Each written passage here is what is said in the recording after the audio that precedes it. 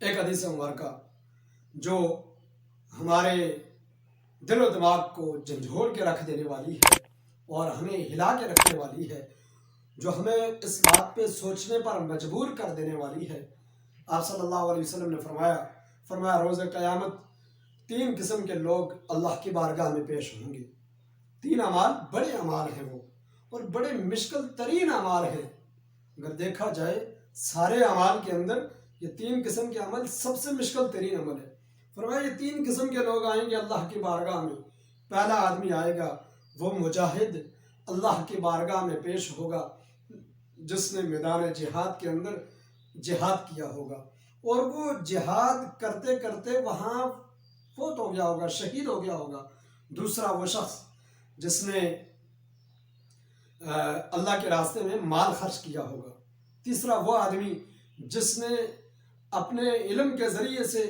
لوگوں کے اندر واعظ و نصیحت کی ہوگی، بڑے بڑے بیان کیے ہوں گے۔ فرمایا 3 قسم کے لوگ اللہ کی بارگاہ میں آئیں گے۔ اللہ تبارک و تعالی پہلے سے پوچھیں گے، تجھے میں نے صحت دی تھی، تجھے میں نے جسم کی طاقت عطا کی تھی، تجھے میں نے وقت عطا کیا تھا، تو نے میری دی ہوئی نعمتوں سے کیا کیا میرے لیے؟ وہ کہے گا رب العالمین میں ایک جوشیلا جوان تھا، میرے جسم کے اندر میری رگوں میں تازہ خون دوڑتا تھا، میں نے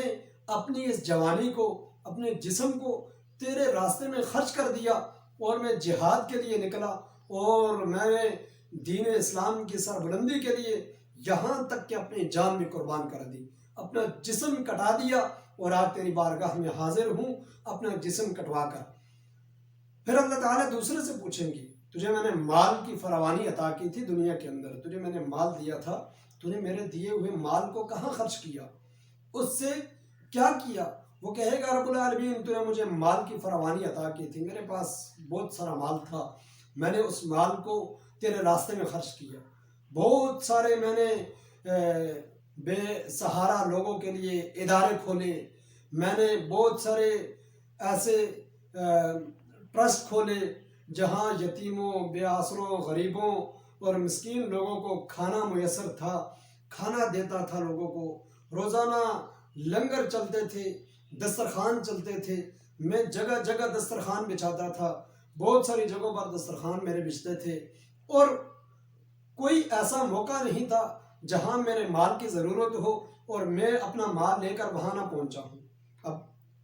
دونوں چیزیں دیکھی جائیں، انسان کو اپنے جسم سے، اپنی جان سے بے پناہ محبت ہوتی ہے، انسان اپنے جسم میں ایک کانٹا چبھنا بھی برداشت نہیں کر سکتا، فوراً ڈاکٹر کی طرف جاتا ہے صحت پانے کے لیے، کھانسی لگ جائے فوراً بھاگتا ہے ڈاکٹر کے پاس کہ اپنے جسم کو کھانسی برداشت نہیں کر سکتا، بخار ہو جائے اپنے جسم کو جو ہے وہ بخار برداشت نہیں کر سکتا، فوراً ڈاکٹر کی طرف بھاگتا ہے، کوئی بھی تکلیف ہو جائے فوراً ڈاکٹر کی طرف رجوع کرتا ہے کہ میرا جسم سکون میں رہے۔ لیکن اب یہ کتنا بڑا عمل ہے کہ اس سکون والے، اس آرام والے جسم کو لے کر وہ میدان جہاد کے اندر نکل گیا، اور اس جسم کو اس نے کٹوا دیا، شہید ہو گیا۔ دوسرا مال، انسان ہمیشہ اس خوف میں رہتا ہے میرا مال مجھ سے ضائع نہ ہو جائے، مجھ سے چھن نہ جائے، میرا مال کہیں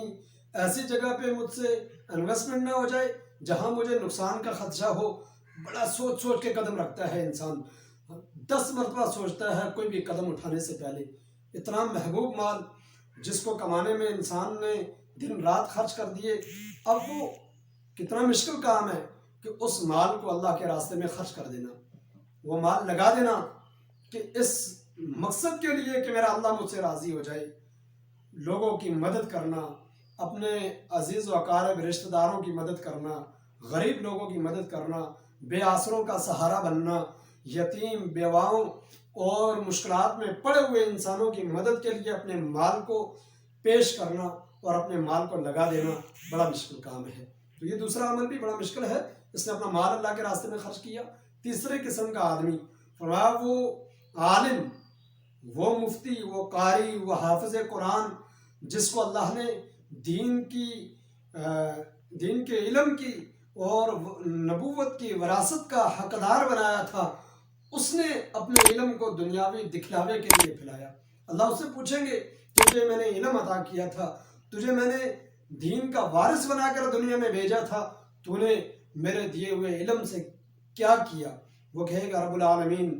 کوئی موقع ایسا نہیں کہ جہاں لوگوں کو میرے علم کی ضرورت ہو، لوگوں کو مسئلے اور مسائل کی ضرورت ہو اور میں نے ان کی ترجمانی نہ کی ہو۔ میں ہر منبر و محراب پر ولیحانہ انداز میں خطاب کرتا تھا، میں قرآن کو بڑی خوبصورت لہجوں میں لوگوں کو سناتا تھا، لوگ آشاش کر اٹھتے تھے۔ میں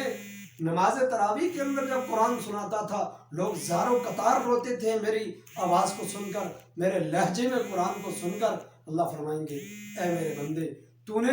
دنیا میں قرآن اس لیے پڑھا تھا، تو نے دین کی اشاعت اس لیے کی تھی، تو اتنی خوبصورت لمبی لمبی طرزیں اس لیے لگاتا تھا کہ لوگ کہیں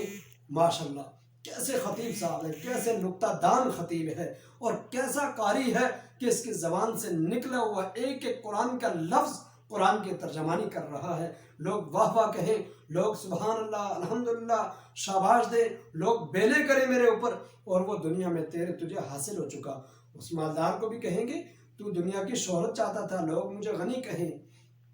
لوگ کہیں کہ یہ کتنا سخی انسان ہے کہ اس کے مال کی ضرورت پڑی اور اس نے انبار لگا دیے مال کے، یہ کوئی موقع ہاتھ سے جانے نہیں دیتا، تو جو وہ دنیا میں حاصل ہو گیا۔ اور پھر وہ مجاہد صاحب، وہ شہید صاحب، ان سے بھی کہا جائے گا کہ تو نے اس لیے جہاد کیا، تو اس لیے شہادت کا مرتبہ تو نے اپنے سینے سے لگایا کہ میری قبر کے اوپر لکھا جائے کہ فلاں ابن فلاں کا بیٹا مجاہد ابن مجاہد، شہید ابن شہید، اور پھر لوگ کہیں دیکھو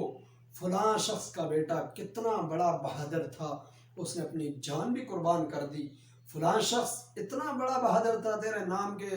بڑے بڑے ادارے بنے، تیرے نام کے ٹرسٹ بنے، تیرے نام کی شہرت و دنیا میں وہ ہو چکی، وہ تجھے دنیا میں مل چکی، اب یہاں تیرے لیے تم تینوں قسم کے لوگوں کے لیے یہاں کچھ بھی نہیں ہے۔ اور پھر فرمایا اتنے بڑے عمل کرنے کے باوجود بھی ان لوگوں کے بارے میں فرشتوں سے کہا جائے گا انہیں پکڑو اور انہیں جہنم میں ڈال دو۔ تو اس لیے میرے بھائی دوستوں بزرگوں، یہ حدیث مبارکہ ہمیں